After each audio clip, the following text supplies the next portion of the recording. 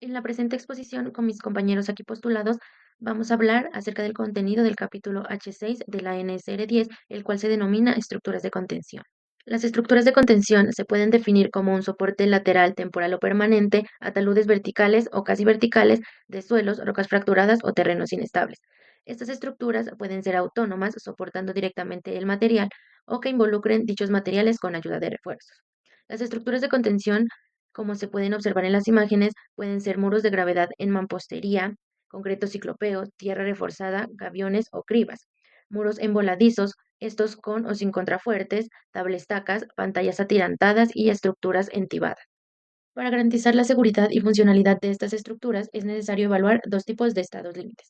Por una parte, los estados límites de falla, que incluyen rotura estructural, deformaciones excesivas, volteo, falla por capacidad de carga, pérdida de apoyo por erosión, deslizamiento horizontal e inestabilidad de taludes. Y los estados límites de servicio, cuando las deformaciones del sistema de contención afecten el funcionamiento de estructuras vecinas o generen procesos de fallas en otras estructuras. El diseño de estos muros debe contemplar factores externos como sobrecargas, presiones hidrostáticas, cargas sísmicas, temperatura, drenaje y tiempo de servicio. Por otro lado, también es importante analizar las fuerzas actuantes como el peso del muro, los empujes de suelo y agua, la fricción con el suelo y las cargas externas. Además, las estructuras de contención deben diseñarse para evitar fallas como el volteo o el desplazamiento y garantizar que sus deformaciones se mantengan dentro de límites seguros. La presión de tierra sobre una estructura de contención puede variar según su desplazamiento. Existen tres estados principales. El primero es el estado en reposo, que se presenta cuando el muro no experimenta deformaciones laterales, por lo que la tierra ejerce una presión natural sin alteraciones. Esto se puede observar en la imagen A, donde el muro se encuentra estable y la presión del suelo se mantiene constante en reposo. Está el estado activo, que ocurre cuando el suelo cede o se desplaza ligeramente hacia afuera, lo que reduce la presión del suelo hasta un valor mínimo. Esto se observa en la imagen B, donde el muro se inclina y se genera una cuña de falla del suelo, lo que indica la disminución de presión. El estado pasivo se da cuando el muro empuja la tierra hacia atrás, aumentando la presión hasta un valor máximo. En la imagen C se observa cómo el suelo resiste el empuje del muro, generando una cuña de falla opuesta a la del anterior caso, y además hay un aumento de presión. Por otra parte, si el muro se desplaza verticalmente o gira sobre su base, la presión sigue una distribución hidrostática o lineal, pero si el giro ocurre sobre su extremo superior, la distribución de la presión es curvilínea. La gráfica y la tabla muestran cómo la presión de tierras cambia según la rotación del muro de contención y el tipo del suelo. En la gráfica, el eje horizontal representa la rotación del muro en relación con su altura, mientras que el eje vertical muestra el coeficiente de presión de tierra. Cuando el muro se mueve hacia afuera, en el sentido negativo, la presión disminuye hasta alcanzar el estado activo. Pero cuando el muro se empuja contra el suelo hacia el lado positivo, la presión aumenta hasta el estado pasivo. Los suelos densos alcanzan presiones más bajas en estado activo y más altas en estado pasivo en comparación con los suelos sueltos. La tabla complementa la gráfica mostrando los desplazamientos necesarios para que el muro alcance estos estados. Los suelos granulares, que se encuentran los densos y los sueltos, requieren desplazamientos pequeños para cambiar de estado, mientras que los suelos cohesivos, firmes y blandos, necesitan deformaciones mayores. Por ejemplo, un suelo granular denso entra en estado activo con solo 0.001 H, mientras que un suelo cohesivo blando requiere 0.020. En este capítulo se tienen en cuenta los siguientes parámetros. Primero, coeficiente de presión lateral de tierras, correspondiente a la relación entre el esfuerzo efectivo horizontal y vertical en cualquier punto dentro de la masa de suelo. Segundo, empuje lateral de tierras. Se define como la fuerza lateral ejercida por el suelo. Tercero, estado activo. Corresponde a un ligero desplazamiento del muro en el sentido contrario al suelo expansivo contenido, y por lo tanto el terreno se descomprime, el cual tiene un coeficiente activo K sub A. Los empujes podrán considerarse de tipo activo cuando haya posibilidad de deformarse lo suficiente por flexión o giro alrededor de la base, por ejemplo en aviones o en muros de ménsula, donde existe libertad de movimiento. Cuarto, estado pasivo. Desplazamiento, rotación hacia el interior del terreno y por lo tanto empuje comprime. Este estado presenta condiciones de empuje máximo y se usa en muros anclados y tesados contra el terreno, donde el coeficiente pasivo de presión de tierras corresponde a K sub P. Quinto, estado en reposo. Estado intermedio de los anteriores empujes, donde la estructura no sufre deformación y el empuje es similar al del estado tensional del terreno inicial. Se aplica en muros de sótano o en marcos donde se impide el desplazamiento de la estructura. En este estado se determina el coeficiente de presión de tierras en reposo, el cual está definido como 1 menos seno de phi'. Esto se subdivide en tres casos. Suelo normalmente consolidado, quiere decir que la presión horizontal de tierras es igual a la presión en reposo. Suelo preconsolidado, en donde el coeficiente se debe evaluarse como lo indica su ecuación. Y tercero, terreno inclinado. Si el terreno posee una inclinación E, este valor se determina por medio de su definición matemática. En el caso de muros atirantados apuntalados, la presión del suelo no sigue una distribución triangular, sino trapezoidal con mayor carga en la base. Para representarlas se utilizan diagramas aparentes que nos ayudan a visualizar cómo se distribuyen las presiones y a ubicar correctamente los anclajes o puntales para garantizar la estabilidad del muro. El diseño de estos muros evalúa la presión del suelo según la resistencia al corte sin drenaje S sub U. La ecuación para suelos granulares lo que nos está indicando es que a mayor peso del suelo y altura del muro va a aumentar la presión. Para suelos cohesivos tenemos tres ecuaciones. La primera ecuación lo que nos indica es que el suelo es muy cohesivo y resistente, por lo que ejerce una menor presión sobre el muro. En el caso de la segunda ecuación, la cohesión del suelo es moderada, por lo que la presión lateral es mayor que en el caso anterior. Y en la última ecuación nos da a entender es que el suelo es muy blando y tiene poca cohesión, lo que significa que ejerce una presión considerable sobre el muro. Para la consideración del agua, el análisis de presiones es válido para suelos saturados sin agua libre.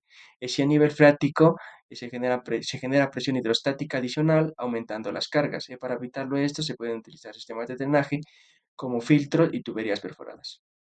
Para otros métodos, existen otras herramientas para un control más preciso de las deformaciones en los muros de contención. Entre ellos están los métodos de elementos finitos, diferencias finitas y elementos de bordes, que permiten modelar con mayor detalle el comportamiento del suelo y la estructura, asegurando un diseño más eficiente y seguro.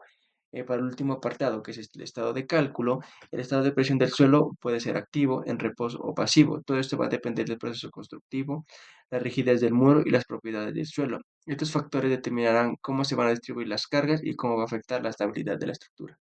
Empuje debido al agua. Es uno de los empujes que más se debe minimizar debido a que esto puede causar daños estructurales irreversibles en la estructura, como es el agrietamiento. Bueno, para esto, ¿cómo debemos minimizarlo? Con un buen sistema de drenaje. En nuestro caso, en nuestras diapositivas, tenemos dos imágenes en las cuales podemos observar una en la cual no cuenta con un sistema de drenaje adecuado. Debido a un escurrimiento de aguas lluvias se mira que hay filtraciones y agrietamiento del muro.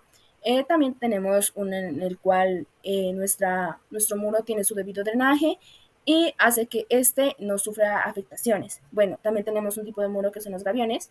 Al tener materiales granulares grandes, gruesos, la infiltración la hace sola, pero se debe tener en cuenta en todos los casos, tanto en gaviones como en este tipo de muros, la infiltración del agua, que no erosione el suelo, se debe hacer un debido proceso para esto. Empujes por cargas externas. Es fundamental calcular y considerar los empujes adicionales generados ya sea por la sobrecarga, la compactación, cargas vivas. Estos pueden ser temporales o permanentes. También se debe evitar materiales degradables o compresibles, ya que a la hora de compactar se debe minimizar los cambios de volumen por el peso propio, la saturación o las acciones externas, así previniendo los daños a futuro en los pavimentos e instalaciones. ¿Cómo lo vamos a controlar? Se va a controlar para los suelos no cohesivos, se utiliza la prueba Proctor estándar, controlando el espesor, la humedad y la altura de las capas. En los suelos no cohesivos se mide la capacidad relativa con la prueba Proctor o métodos para materiales gruesos. La compactación se debe realizar cuidadosamente, ya que para evitar los empujes mayores a los considerados en el diseño del muro. El capítulo H6.7 nos habla sobre la capacidad ante la falla. Para esto es crucial asegurar la estabilidad del muro contra los deslizamientos, el volcamiento, la capacidad de carga, la estabilidad en conjunto terreno-estructura y pues la estabilidad interna del muro. También se deben tener algunas consideraciones que son para los muros de gravedad o voladizo. Tenemos tres casos, que es el caso A, la profundidad de la base, que la base debe estar mínima a 1 metro bajo la superficie, evitando zonas de cambios de volumen y de rellenos. El caso B nos habla de la resistencia al deslizamiento. Para esto se debe evaluar sin considerar el empuje pasivo. Si es insuficiente, se pueden aplicar otras técnicas como la inclinación de la base, el aumento de la rugosidad de entrellones reforzados, anclajes o pilotes y la profundización o ampliación de la base. El C nos habla de la capacidad de carga, que se debe verificar usando métodos estándar para las limitaciones superficiales. Empujes sísmicos. Se deben incluir los empujes originados por efectos sísmicos mediante métodos aceptados técnicamente y demás consideraciones. De acuerdo con las zonas de amenaza sísmica baja, intermedia o alta, se pueden incluir los movimientos sísmicos de diseño, los cuales se definen en función de la aceleración pico efectiva y la velocidad pico efectiva A sub B, para una probabilidad de 10% en un lapso de 50 años. Esos valores se registran en la tabla de la izquierda. Como también en la tabla de la derecha encontramos estos valores para diferentes ciudades capitales del departamento y su categorización de la zona de amenaza sísmica.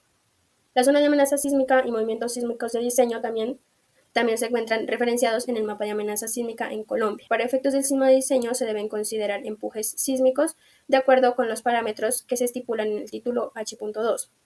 Para efectos del análisis y diseño de taludes se deben emplear la aceleración máxima del terreno Amax y el coeficiente sísmico de diseño pseudoestático de taludes KST.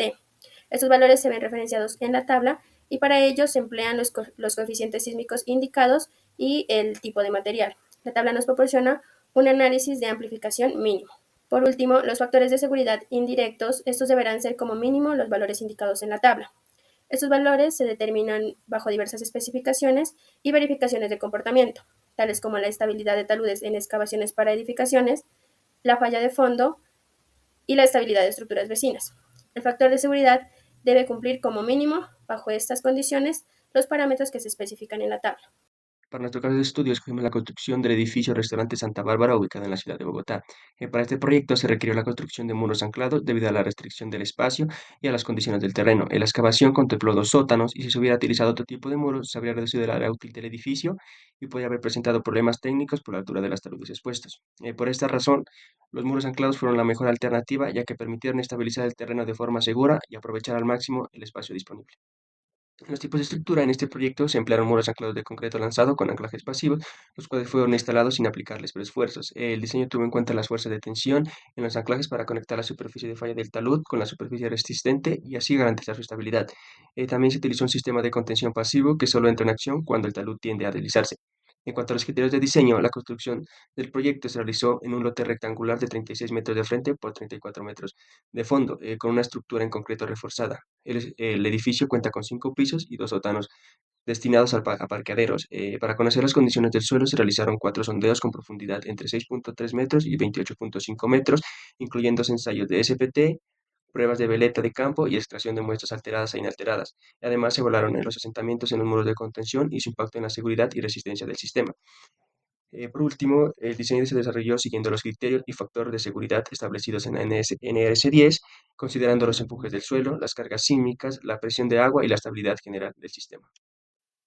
El análisis de estabilidad del muro de contención se realizó mediante el método de ranking para calcular empujes horizontales y los métodos de Pelenius, Bishop y Jampu, obteniendo factores de seguridad superiores a 1.73 en condiciones estáticas. Sin embargo, la modelación en Geo5 bajo carga sísmica arrojó un factor de 0.81, lo que es inaceptable, por lo que se requirió estabilizar el talud con muro anclado. La construcción se llevó a cabo en 3 etapas. Primero, la excavación y colocación de la pantalla preexcavada. Luego, la instalación progresiva de las 4 filas de anclajes y finalmente la construcción total del muro, garantizando su estabilidad. Esto se puede observar en la imagen donde está la distribución de los anclajes empleados en el sistema. En los resultados de diseño podemos observar que la primera tabla nos muestra que en las primeras etapas de construcción los factores de seguridad no son aceptables, especialmente en condiciones dinámicas, lo que resalta la necesidad de considerar la estabilidad en cada fase. En la etapa final, los valores mejoran y esto asegura un diseño estable. Por otro lado, en la segunda tabla se resume el diseño del muro, incluyendo su espesor, refuerzo con doble parrilla de acero y configuración de los anclajes, estos con inclinación de 15 grados, por lo que se reducen los esfuerzos y mejora la estabilidad.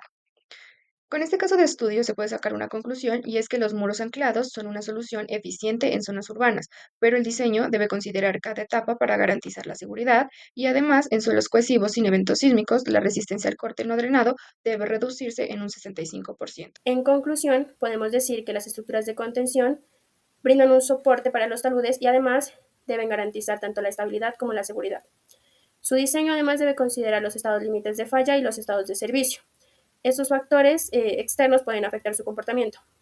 Es importante evaluar también las fuerzas actuantes y asegurar que éstas no excedan los límites establecidos para su correcto funcionamiento. Es fundamental comprender claramente el diseño y el propósito de la estructura de contención, considerando si ésta trabajará en un estado activo o en un estado pasivo o de reposo. Asimismo, es importante seleccionar el método más adecuado que nos permita obtener un análisis preciso con el fin de calcular las deformaciones y garantizar la estabilidad de la estructura. Por otra parte, la presión del agua puede causar grietas, fisuras y otros daños a la cimentación, lo que puede ocasionar daños en la estructura de contención. Por último, los empujes sísmicos deben considerarse en el diseño de estructuras. Estos métodos técnicos y aceptados deben tenerse en cuenta basados en la aceleración y en la velocidad pico efectiva. Para un análisis de taludes se deben emplear parámetros como la aceleración máxima del terreno y también el coeficiente sísmico de diseño pseudoestático. Muchas gracias.